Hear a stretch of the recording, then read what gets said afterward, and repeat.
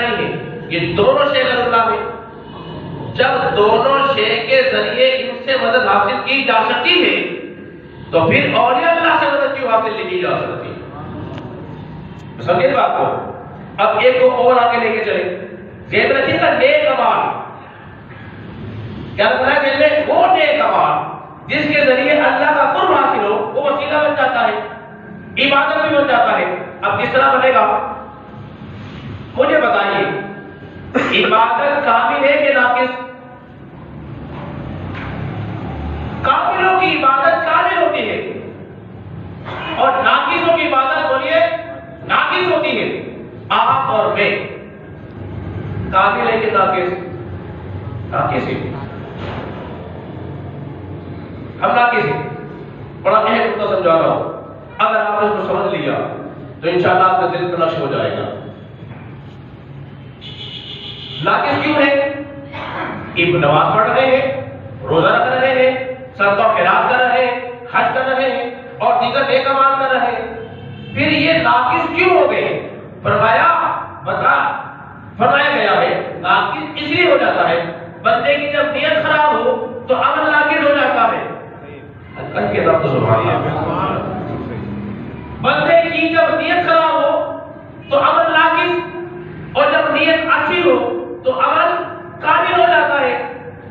اگر کسی کے دل میں ریا آ گئی، دکھاوا آ گیا کہ میں روزے رکھتا ہوں، میں صدقہ خیرات کرتا ہوں، میں اتنے نماز پڑھتا ہوں، اگر سے کر رہا ہے مگر کیا ہوا؟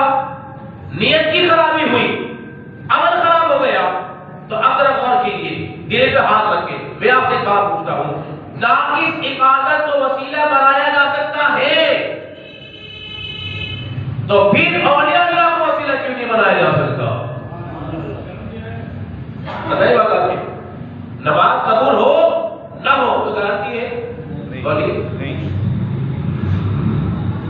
روزہ اللہ کے بعد قبول ہو نہ ہو لوٹا دی جائے، واپسی کر دی جائے، لے جاؤ، یہ اعمال ہمارے لیے نہیں تھے، لیکن جن کا وسیلہ ہم اللہ کی بارگاہ میں پیش کر رہے ہیں تو پھر آپ جانتے ہیں جن کا وسیلہ پیش کر رہے ہیں وہ اللہ کی بارگاہ میں کامل بھی ہے، مقبول بھی ہے۔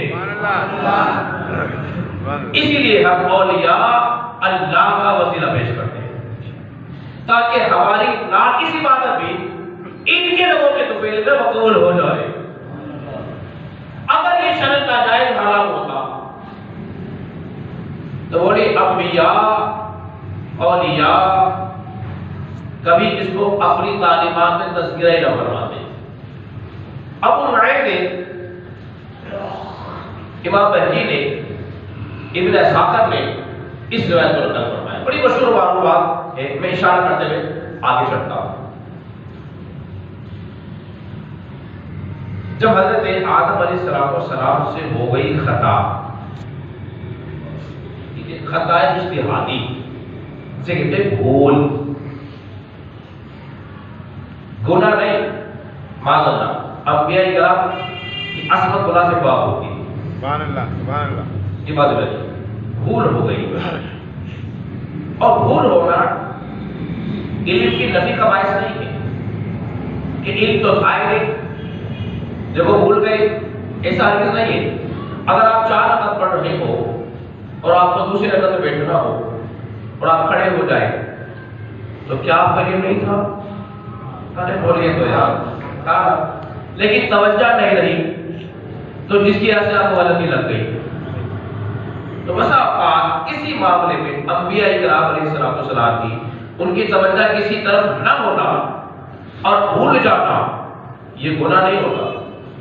گناہ اسے کہتے ہیں جو معصیت کے طور پر ہو، ارادہ اس میں شامل ہو، قصد کیا ہو، اللہ کی نافرمانی کا ارادہ کیا ہو، اسے گناہ کہتے ہیں۔ اور انبیاء کرام علیہ السلام اس سے کیا ہے بولیے؟ پاک ہے۔ جب خطا سرزد ہو گئی، اللہ نے جنت سے زمین پر اتار دیا، اب 300 سال تک کیا کرتے رہے؟ دعا کر رہے، ربنا ظلمنا انفسنا، اے اللہ میں نے اپنی جان پر ظلم کر لیا۔ 300 سال تک کیا بولے اللہ ان کے قریب نہیں تھا؟ جن لوگوں کا خیال یہ ہے کہ اللہ تو ہم سب کے قریب ہے، ہماری شیر اچھے زیادہ قریب ہے، وہ قریب و دور کی سن لیتا ہے، تو اللہ ہی کو پکارو، اللہ براہ راست سن لیتا ہے، وسیلے کی ضرورت ہی نہیں ہے، تو آدم علیہ السلام نے 300 سال تک پکارا تھا، 300 سال تک دعا کرتے رہے، لیکن دعا اللہ کی بارگاہ میں اور یہ قبول نہیں ہوئی۔ ایک دن خیال آیا، سبحان اللہ، سبحان اللہ، سبحان اللہ، ایک دن خیال آیا، یہ خیال کیا ہوتے؟ اب اگر میں وہی کی شام میں جاؤں نا بار بار دور چلی جائے گی، ان کا ہو جانا، دن میں کوئی بات آ جانا، یہ بھی وہی کا طریقہ ہے۔ خواب میں کوئی بات اور خواب میں کوئی واقعہ دکھا دے، یہ بھی ایک وہی کا طریقہ ہے۔ دل میں ایک بات آئی، اللہ نے کا کیا، سبحان اللہ، سبحان اللہ، سبحان اللہ، کیا کیا؟ قرآن رسول کی طرف فتلقى آدم من ربه کلمات فتاب علیہ، بس پھر آدم نے سیکھ لیے اپنے رب سے کچھ کلمات، سبحان اللہ، آدم نے سیکھ لیے کچھ کلمات۔ اے اللہ وہ تمہیں کیا کلمات سکھائے تھے؟ نہیں، پاک علیہ السلام اس بات کو بیان فرما رہے ہیں۔ آدم علیہ السلام نے توجہ دی نا، تو پھر کہا اے اللہ بحق محمد صلی اللہ علیہ وسلم کے وسیلے سے تیری بارگاہ میں سوال کرتا ہوں، اے اللہ میری مغفرت فرما دے۔ سبحان اللہ، بحق محمد، سبحان اللہ، حضور کے وسیلے سے تیری ذات کا متوجہ ہوئے، اللہ میری خطا کو معاف فرما دے۔ اللہ نے معاف فرما دیا۔ ارے اب تو بھائی زور سے سبحان اللہ، معاف فرما دیا۔ شرط یہ توجہ ہے، انسان متوجہ ہو، ایک توجہ اللہ،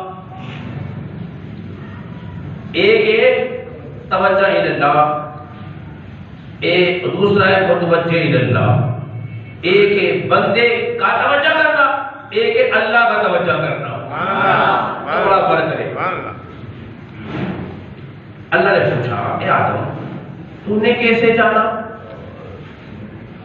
ابھی تو میں نے ان کی تخلیق کی ہی نہیں، تو نے جان کیسے لیا؟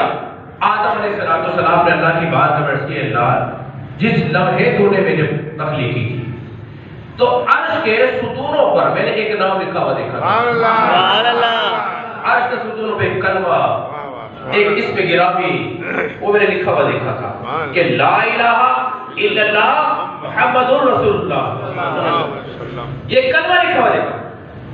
تو میں نے جان لیا جس نام کو تو نے اپنے نام کے ساتھ ملا کے لکھا ہے نا، وہ نام تجھے بڑا پیارا ہے، اس کا وسیلہ دیا تو اللہ نے ان کی بگڑی بنا دی،